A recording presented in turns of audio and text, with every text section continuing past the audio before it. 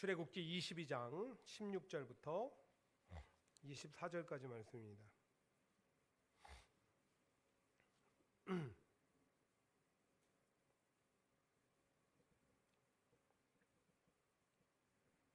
한 절씩 교독합니다. 여러분 성경책 갖고 계신 줄 믿습니다. 제가 먼저 읽겠습니다. 사람이 약혼하지 아니한 처녀를 깨어 동침하였으면 납폐금을 주고 아내로 삼을 것이요,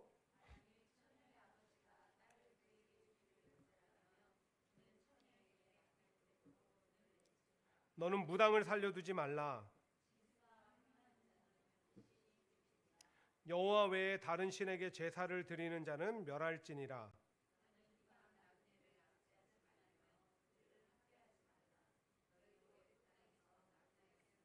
너는 과부나 고아를 해롭게 하지 말라.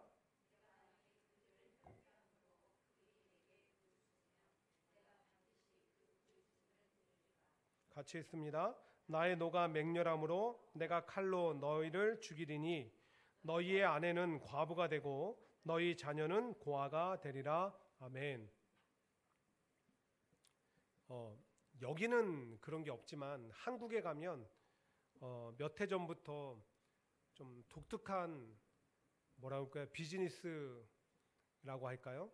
그러니까 무인 점포점이 많이 생겼습니다. 무인 점포점. 그러니까 말 그대로 가게 주인이 없어요.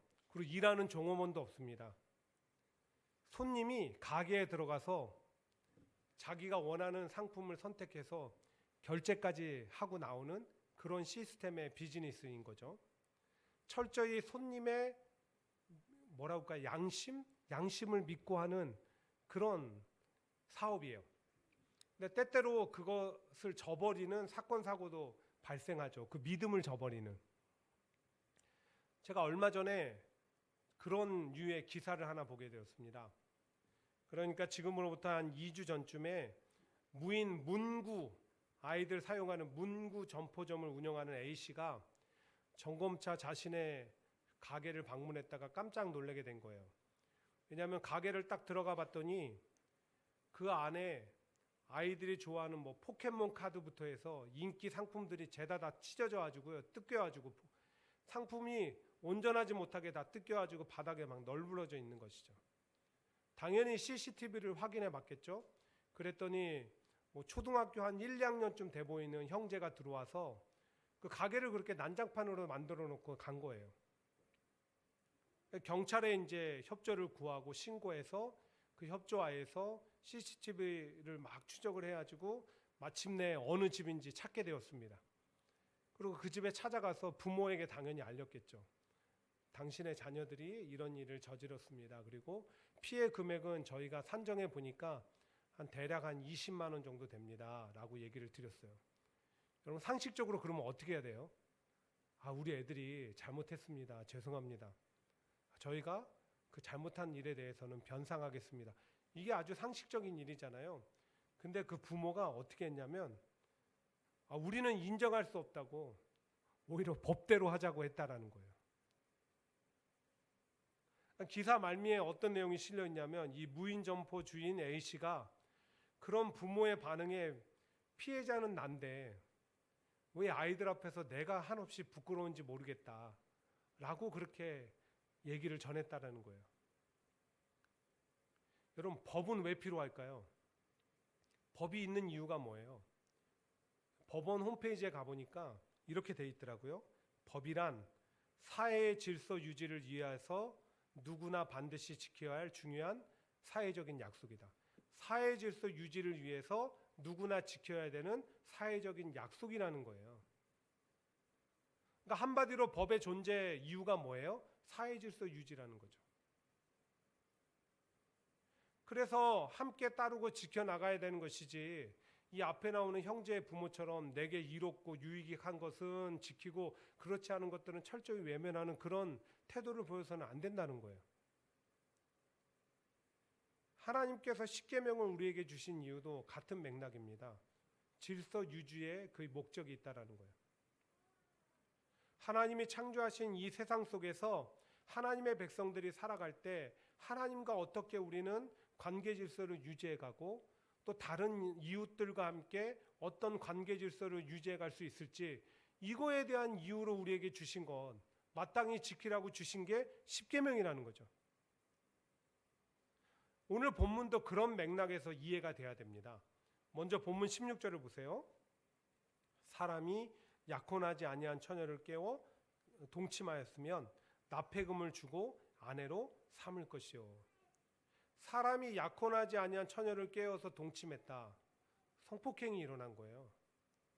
아니면은 적법한 혼인 관계가 아닌 상황에서 성적인 관계가 일어난 것일 수도 있어요. 어쨌든 그렇게 부정한 성관계가 이루어졌을 때 하나님이 어떻게 하라고 하십니까? 납폐금을 주라는 거예요. 납폐금이 뭐라고 하냐면, 그때 당시 이제 혼인을 하게 되면 신랑이 신부의 집에다가 줘야 되는 선물조로 주는 어떤 그런 것들이 있었다는 거예요. 그걸 가리켜서 지금 납폐금이라고 하는데, 그거를 하나님께서 치르라는 거예요. 이미 범죄는 일어났지만. 그리고 거기서 끝나는 게 아니라 그 처녀를 어떻게 하라고요? 자기 아내로 삼으라는 거죠. 곧 하나님께서는 간음죄로 인해서 무너진 관계 질서를 그대로 두시는 게 아니라 책임지고 그것을 바로잡게 하고 계시는 거예요. 이렇게 사회가 흘러가서는 안 된다는 거죠. 그런데 보니까 어떤 일이 생겨요?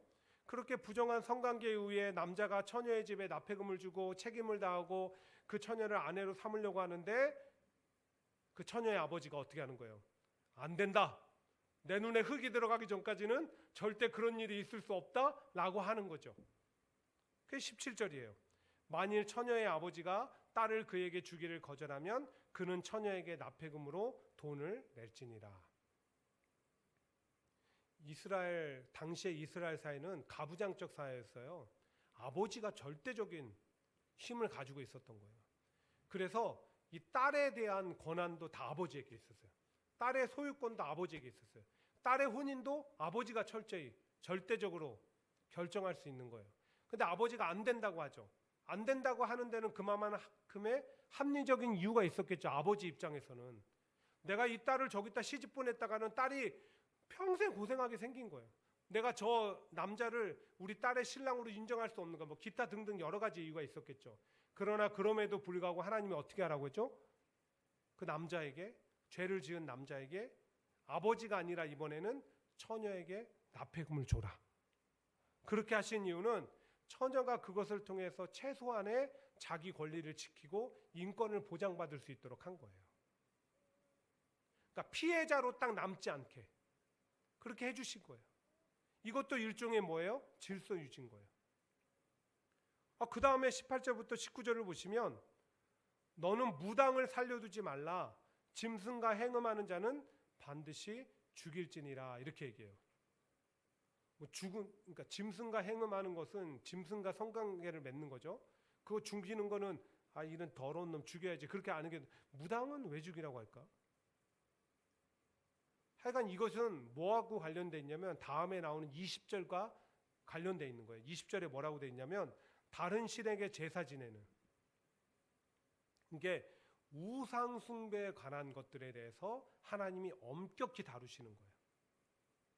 왜냐하면 당시에 이 무당들은 사람들에게 감언이설을 통해서 우상 숭배를 조장하는 일을 했고요. 그 다음에 이 짐승과 행음하는 일도 당시에 우상 숭배자들이 행동하던 것들 중에 하나였다라는 거예요. 그리고 그런 자들을 단순히 벌하지 않고 죽이라고까지 하신 이유는 이스라엘은 신앙 공동체 아닙니까? 그런 사회 공동체 질서를 파괴하고 하나님과의 관계를 무너뜨리는 가장 큰 원인이 되기 때문에 하나님은 그것에 대해서 엄격히 다루고 계시는 거예요. 그렇게 우리가 오늘 함께 읽은 본문 출애굽기 22장부터 16절, 22장 16절부터 24절이 전해주는 가장 핵심적인 메시지는, 하나님께서 이스라엘에게 십계명을 주신 이유가 자신과 이웃 간의 올바른 관계 질서 유지를 위해, 그리고 더 나아가 하나님이 창조하신 세상과 사회의 관계 질서 유지를 위해서 주셨다. 그거예요. 이는 우리가 수천 년 전에 주어진 십계명을 왜 지켜야 하는가에 대한 그 질문에 대한 답이 되기도 합니다. 십계명을 지킬 때 성도는 하나님과 바른 관계를 유지해 갈 수 있게 되고, 또 타인과도 바른 관계를 유지해 가면서 우리가 궁극적으로는 하나님이 창조하신 이 세상 속에 올바른 질서, 하나님의 뜻하신 질서를 세워가는데 일조하게 된다. 그래서 십계명을 지켜야 된다는 거예요. 자, 그런데 오늘 말씀을 보니까 하나님의 관심은 질서 유지에만 있지 않습니다. 그럼 무엇에 또 관심이 있을까? 21절을 보세요. 너는 이방 나그네를 압제하지 말며 그들을 학대하지 말라. 하나님의 관심이 이제는 어디로 옮겨가시는 거예요? 압제와 학대받는 이방 나그네에게로 가시는 거예요. 관심이.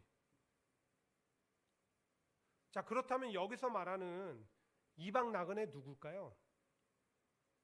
영어 성경에 보니까 에일리언 혹은 포리너 이렇게 돼 있어요. 그러니까 말 그대로 외국인이에요. 외국인. 그런데 이방 나그네를 외국인이겠구나 이렇게 딱 정의하기에는 좀 납득이 안 돼요. 그러니까 상식적으로 이해가 안 되는 부분이 있어요. 왜 그러냐면 지금 이스라엘 백성들이 어떤 상황 가운데 있죠? 출애굽해서 광야를 이동하는 가운데 있잖아요. 그들이 여기에 어디 한 군데 정착해 있습니까? 정착해 있지 않아요. 계속 다른 민족의 땅들을 지나고 있어요. 근데 그럼 누가 이방인이에요? 누가? 이스라엘 백성들이 계속 다른 민족의 땅을 지나고 있는데 누가 이방인이냐고요. 자기네들이 아쉬워하면서 지나야 되는 거 아니에요? 그런 상황이잖아요. 근데 그들의 땅을 지나면서 그들을 압제하고 학대한다? 상식적으로 있을 수가 없는 일이죠. 그럼 본문이 말하는 압제와 학대를 당하는 이방 나그네가 누구일까? 출애굽기 12장 38절에 보시면 이스라엘 백성들이 애굽을 떠나올 때 이스라엘 백성만 나온 게 아닙니다. 여러 잡족들이 함께 따라 나왔다고 그래요. 이 잡족이 누구냐? 그때 당시 애굽에서 노예로 살아가던 이들은 이스라엘 백성들만 있었던 것이 아니라 동일하게 다른 나라에서 끌려와서 노예로 살아가던 민족들이 있었다라는 거예요. 근데 그들이 하나님이 이스라엘을 구원하기 위해서 하시는 일들을 보면서 하나님에 대해서 감탄하게 된 거예요. 하나님에 대한 믿음이 생긴 거예요. 하나님은 이런 분이구나. 저 히브리 민족의 신은 이런 분이시구나. 그래서 모세를 통해서 이스라엘 백성들이 나올 때 그들이 같이 따라 나오기를 원했습니다. 근데 하나님은 긍휼의 하나님이시잖아요. 안 된다 하지 않고 그래 좋다. 너희들 그런 믿음 가운데 신뢰 가운데 따라 나온다면 그렇게 나와라 라고 하신 거예요. 자, 오늘 본문에서 말하는 이방 나그네는 히브리어로 게르라고 하는데 뜻이 난민이에요. 난민. 누구를 가리키는 거예요? 그때 따라 나왔던 잡족들을 얘기하는 거예요. 말 그대로 그들은 난민이잖아요. 난민. 근데 여러분, 이스라엘 백성들이 민감한 게 하나 있어요. 뭐냐 하면 자기 혈통에 민감해요. 왜 혈통에 민감할까요? 이스라엘 민족들은 혈통이 자기들을 구원하는 하나의 조건이라고 믿었기 때문에. 우리는 하나님이 선택한 민족이야. 그래서 구원받아. 어디서 다른 민족이 우리한테 섞여? 선민 사상이 너무나 강하기 때문에 당연하게 타민족들을 차별했어요. 그런 가운데 같은 공동체에서 그렇게 고생을 하면서 가고 있는데도 불구하고 이 난민인 다른 잡족들을 압제하고 학대하는 일들이 비일비재했다라는 거예요. 하지만 그렇게 이스라엘 백성들에게 압제와 학대를 받는 민족들의 마음은 어땠을까요? 그들의 마음이 어땠을까요? 사실 어느 나라 사람으로 어느 민족으로 태어난다는 것 내가 선택할 수 있습니까? 여러분 한국 사람으로 태어나기 위해서 선택하셨어요? 선택한 거 아니잖아요. 근데 그것 때문에 압제와 학대를 당하다니요. 온갖 억울함과 서름이 복받치지 않겠어요? 내가 그 민족이기 때문에 끌려가 노예로 생활했는데 거기서 하나님 보고 나왔는데 또 이스라엘 백성들한테 그렇게 당한다? 게다가 압제와 학대는 단순히 정신적인 고통이 아니라 육체적으로 가하는 고통이잖아요. 그러니까 날마다 사는 게 힘든 거예요. 그래서 하나님은 그들에게 관심 가지신 거예요. 왜? 하나님은 모든 사람에게 사랑스러운 분이시니까. 모든 사람을 사랑하시는 분이니까. 근데 하나님의 관심이 이방 나그네에서 끝나지 않고 이제는 어디로 또 갑니까? 과부와 고아에게로 가는 거예요. 22절에 나오죠. 너는 과부나 고아를 해롭게 하지 말라.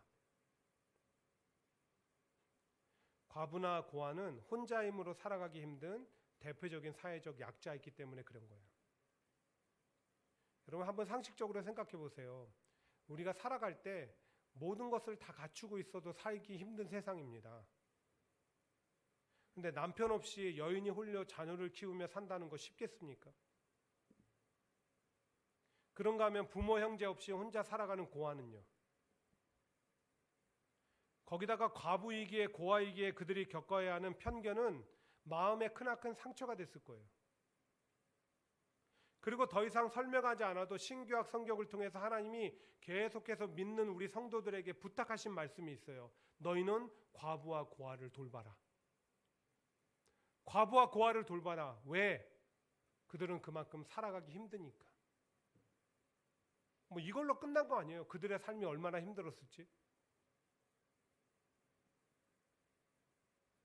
근데 이렇게 말씀을 나누다 보니까 이방 나그네 과부와 고아의 이야기는 그들만의 얘기가 아니라 오늘 우리의 얘기라는 생각이 들어요. 무슨 말이냐면 앞에서 언급했듯이 이방 나그네 곧 지금 이스라엘 백성들과 함께 출애굽 대열에서 함께하고 있는 게르 곧 난민이라 표현된 다른 민족의 사람들은 그 민족으로 태어난 것이 자신의 선택과 잘못도 아닌데 압제와 학대를 받은 거예요. 그럼 과부와 고아는 어떻습니까? 그들이 선택했습니까? 아니죠. 어느 날 갑자기 남편이 사고로 죽었어요. 어느 날 갑자기 자기가 부모를 잃었어요. 내 선택도 내 잘못도 아닌 거예요. 그런데 그로 인해서 말할 수 없는 편견과 차별을 경험합니다. 그리고 두 경우 다 정신적인 것뿐만 아니라 삶적이고 육신적인 고통을 겪게 되는 거예요. 그처럼 오늘 우리가 살아가면서 삶에서 경험하는 많은 문제와 고난이 내 선택도 잘못도 아닌데 겪게 될 때가 많다라는 거예요. 그런 점에서 압제와 학대받는 이방 나그네와 편견과 차별받는 과부와 고아의 삶은 바로 오늘 우리의 얘기라는 것입니다. 내 잘못도 내 선택도 아닌데 한 2, 3주 된 것 같아요. 저희 아들 다혜리가 학교 갔다 들어오면서 씩씩거리면서 들어오는 거예요. 왜? 학교에서 무슨 일 있었어? 그랬더니 학교에 흑인 녀석 하나가 자기한테 원숭이라고 놀렸다라는 거죠. 너 원숭이처럼 생겼어. 다혜리 귀가 좀 크고 방향이 앞을 향해 있으니까 너 귀 정확히 가리키면서 너는 원숭이야. 아, 이놈의 새끼. 다혜라, 그 녀석이 아무리 그렇게 말해도 네가 원숭이 아니잖아. 걔가 말한다고 네가 원숭이 될 일도 없어. 그러니까 기분 나빠도 상대하지 말고 그냥 흘려버려. 그리고 그거 외할아버지 닮은 거다? 너한테 좋은 거야. 외할아버지가 너한테 선물해 주신 거야. 속상해하지 마. 그리고 계속 놀리면 다시 말해. 뭐 그랬더니 이제 조금 마음이 풀리는지 다시 이제 표정이 바뀌면서 자기 방으로 들어가더라고요. 근데 그 뒤로도 간간히 놀린대요. 똑같이. 근데 뭐 비단 지금 미국 학교가 아니래도 우리 잘할 때도 보면 서로 외모 가지고 놀림 받고 놀리고 그렇게 하지 않았습니까? 제가 볼 때는 지나치지만 않으면 그냥 학창 시절에 가질 수 있는 하나의 추억? 뭐 이런 거인 것 같아요. 근데 문제는 지나치니까 문제가 되는 거죠. 그리고 또 하나가 뭐예요? 세월이 흘러서 오늘을 살아가는 우리의 삶 속에서도 그런 일들이 여전히 일어나고 있다는 거예요. 본래부터 내가 가지고 태어난 외모, 한국인이라는 이유, 배경, 조건, 이런 것 때문에 알게 모르게 우리는 차별과 편견에 시달리며 사는 일들이 비일비재하다는 거죠. 그렇잖아요. 그것 때문에 또 우리 불이익 당하기도 해요. 또 속상하기 때문에 막 바뀌지도 않을 건데 괜한 원망에 사로잡혀서 괴로운 마음으로 또 살 때도 많아요. 그런다고 바뀌는 거 없는데. 또 그런가 하면 주어진 환경 속에서 우리 힘들었을 때 얼마나 많습니까? 학교 생활 가운데, 군대에 가서, 직장 생활 가운데, 가정 안에서 해보지도 않은 육아 해보는 이라고. 누군가는 지금도 그 고통 속에서 살아가는지 몰라요. 그냥 떡 하고 주어졌는데. 지난 코로나 팬데믹 때처럼 갑작스러운 상황 변화로 인해서 경제적 위기에 직면할 때도 있고요. 하루아침에 직장을 잃기도 합니다. 모든 것이 막힌 것 같은 답답한 상황에 놓이기도 하고 질병이 찾아와서 많은 것을 잃고 괴로운 시간을 보내기도 해요. 해결할 수 없어서 절망적인 마음도 생기죠. 근데 이게 다가 아니더라고요. 약 한 달 전에 한국의 부산의 한 초등학교의 앞에서 있었던 일입니다. 그 초등학교가 부산 가면 유독 이렇게 경사진 언덕배기의 집들이 예전에 피난민들이 이렇게 정착하면서 생겨난 동네들이 많잖아요. 아마 거기도 그런 데 중에 하나였나 봐요. 초등학교가 언덕 위에 있고 그러다 보니까 아이들이 등교하고 하교하는 길이 이 언덕길을 따라서 오르고 내리고 경사로를 그렇게 하는 거예요. 근데 그 초등학교 옆쪽에 보면 한 공장이 있었나 봐요. 근데 애들이 하교하는 시간에 그 공장에서 아무런 안전장치도 마련되어 있지 않고 감독관도 없이 게다가 지게차로 작업을 하는데 지게차 운전할 수 있는 자격증도 없는 사람이 지게차를 가지고 1.5톤에 육박하는 섬유 두루마기 있죠. 섬유질 두루마기. 그거 옮기다가 지게차에서 그게 뚝 떨어졌네요. 어떻게 됐겠어요? 대굴 굴러가다가 하교 중인 아이들을 4명을 덮친 거예요. 3명은 다행히 경미한 부상을 입었어요. 그런데 안타깝게 초등학교 1학년 여학생 하나가 직접적으로 그 밑에 깔린 거예요. 그리고 세상을 떠났어요.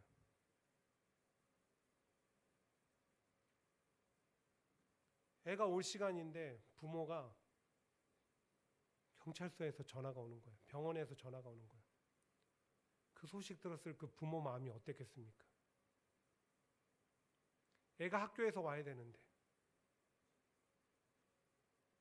애가 죽었다는 거예요.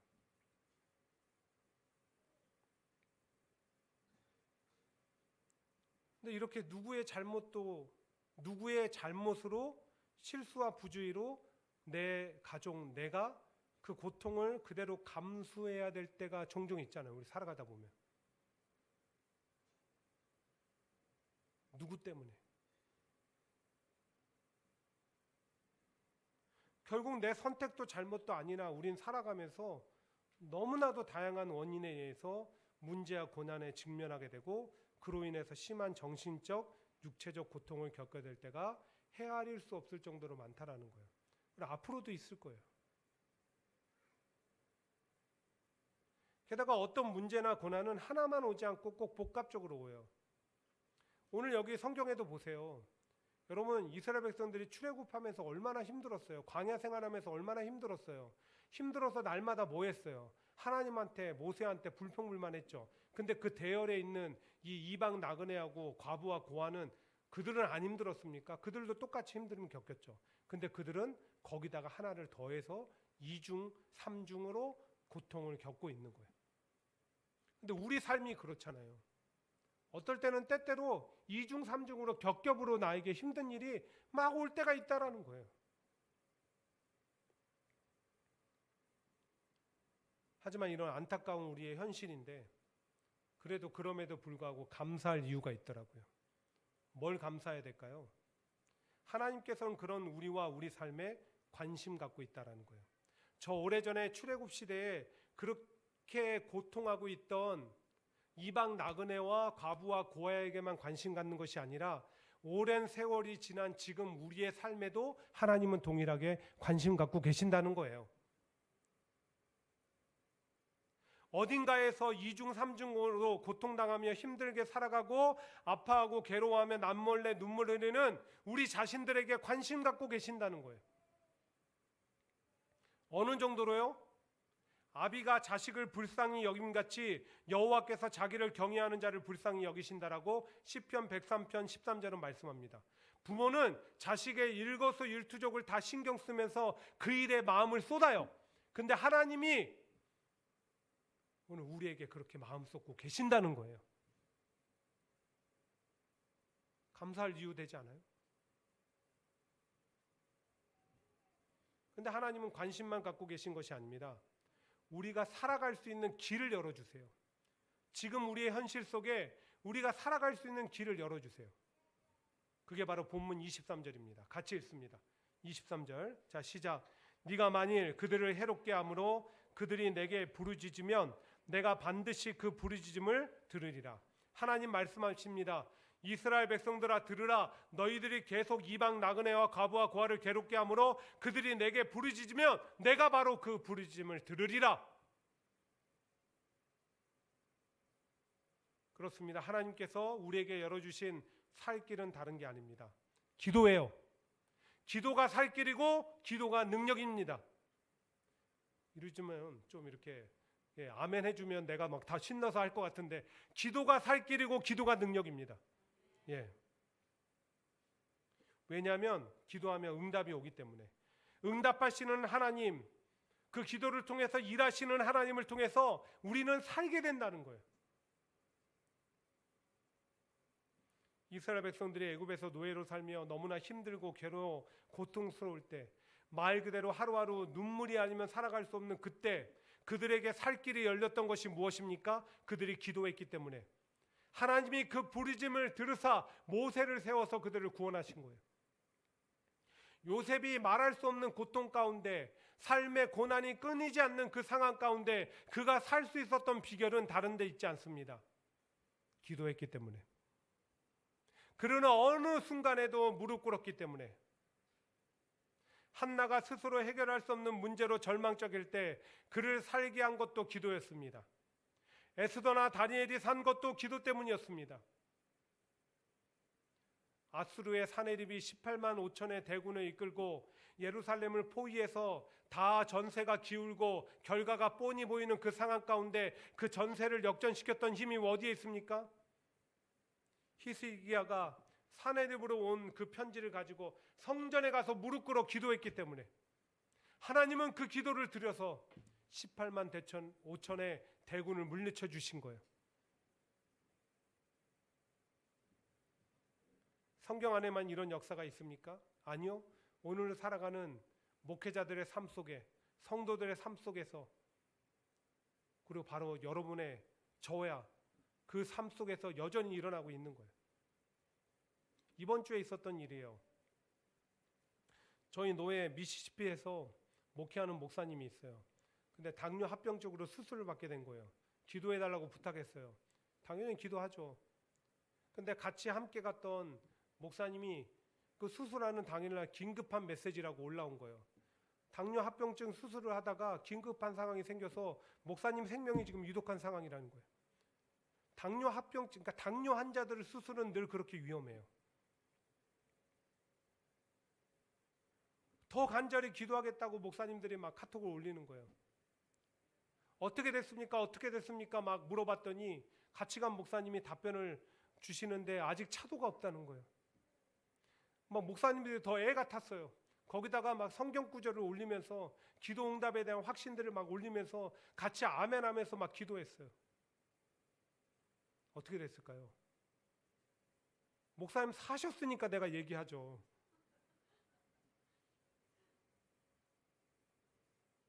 심지어는 제가 오는데 오늘 아침에 카톡 왔더라고요. 오늘 그 목사님 퇴원하신답니다. 기도의 능력으로. 어제들은 따끈한 얘기예요. 제가 아는 목사님 부부가 저희 초청해서 어제 저녁에 가서 간단하게 저녁 먹으면서 잠깐 다가를 나눴는데, 그 목사님 교회에 자매가 고등학교 때 있었다는 일입니다. 뭐 원인은 알 수 없는 거예요. 그 원인은 뭐 만병의 원인 스트레스. 병원에선 딱히 이유가 없는 거예요. 근데 갑자기 하루아침에 눈이 안 보이는 거예요. 자매가. 근데 그 시간이 수개월이 지나는 거예요. 본인도 애가 타는데 부모가 얼마나 애가 타요. 백방으로 힘써 보는 거예요. 안 찾아다니는 병원이 없고 안 써본 약이 없는 거예요. 근데 눈이 안 보이는 거예요. 도저히 안 되겠어요. 물론 기도는 했겠죠. 근데 예배 시간에 목사님이 기도를 선포한 거예요. 여러분, 사람이 할 수 없으면 하나님이 하십니다. 예, 함께 기도합시다. 두 사람이 합심하여 기도하면 하나님이 이루신다고 성경에 약속했습니다. 기도합시다. 놀랍게 자매가 보게 되었어요. 지금 멀쩡히 대학교 다니고 있어요. 그 외에도 지금도 기도는 수많은 사람들을 살리고 불가능한 일을 가능으로 바꿔놓고 있고 기적이라고 표현할 수밖에 없는 그런 일들을 만들어내고 있는 거예요. 세상 사람들은 기적인데 우리에게는 뭐예요? 기도의 응답인 거예요. 하나님은 기도하면 응답하시기 때문에 너는 내게 부르짖으라. 내가 알지 못하는 크고 비밀한 일을 내게 보이리라. 그래서 기도가 살 길이고 기도가 능력인 거예요. 하나님은 이런 놀라운 축복을 우리에게 주셨는데 기도하지 않고 염려하고 걱정하고 두려움에 사로잡혀 있고 근심하고 좌절하고 낙심하고 있는 거, 이거 참 어리석은 일입니다.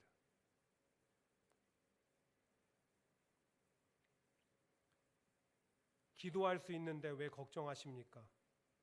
기도하면서 왜 염려하십니까? 기도할 수 있는데 왜 실망하십니까? 기도하면서 왜 방황하십니까? 주님 앞에 무릎 꿇고 간구해 보세요. 마음을 정결하게 뜻을 다하여 기도할 수 있는데 왜 걱정하십니까? 기도하면서 왜 염려하십니까? 목이 안 좋아서. 나의 기도하는 것보다 더욱 응답하실 하나님, 나의 생각하는 것보다 더욱 이루시는 하나님, 우리 가운데 역사하신 능력대로 우리들의 간구함을 넘치도록 능히 하실 주님께 모든 영광과 존귀 찬양과 경배를 돌릴지어다. 모든 영광과 존귀 찬양과 경배를 돌릴지어다. 말씀을 정리합니다. 오늘 저는 본문을 중심으로 하나님께서 우리에게 왜 십계명을 주셨고 그 안에서 하나님의 관심은 무엇인가에 대해서 살펴봤어요. 하나님이 창조하신 이 세상 속에서 질서 유지에 관심이 있으십니다. 그래서 하나님은 자신과 올바른 관계를 유지하며 살아가라고, 이웃과 올바른 관계를 유지하며 살아가라고 십계명 주셨습니다. 그런데 하나님의 관심은 거기에 멈추지 않고 이방 나그네와 과부와 고아에게 향하셨습니다. 그들은 삶에 해결할 수 없는 고난으로 힘들어하고 아파하고 괴로워하며 살아갔던 사회적 약자였기 때문입니다. 그런데 그들에게 살 길을 열어주십니다. 기도였습니다. 기도하면 하나님이 들으사 응답하시겠다는 것입니다. 그래서 기도의 능력으로 살아가라는 것입니다. 그리고 동일하게 하나님 우리에게 말씀하십니다. 삶의 여러 가지 이유로 닥치는 문제와 고난으로 염려되느냐? 걱정되고 두렵니? 힘들고 괴롭니? 도저히 해결할 수 없어 절망적이니? 그때 해결책은 하나밖에 없습니다. 너희 중에 고난당하는 자가 있느냐? 저는 기도할 것이요. 기도해야지. 아니, 기도해라. 기도하면 내가 듣고 응답하시겠다 약속하십니다. 그것도 오늘 성경에 뭐라고 합니까? 반드시. 그리고 살 길을 여시고 모든 상황을 역전시킵니다. 그러므로 어떤 삶의 문제와 고난과 형편과 상황 속에서도 기도에 무릎을 꿇어 기도가 살 길이요 능력됨을 날마다 누리며 사는 우리 함께하는 교회 모든 성도들 가정들 되시기를 주님의 이름으로 간절히 축복합니다. 가사가 나와 있진 않지만 중간에 몇 장이 있습니다. 여러분 함께 보시면서 기도하라고 주시는 그 하나님의 위로의 메시지라 생각하시면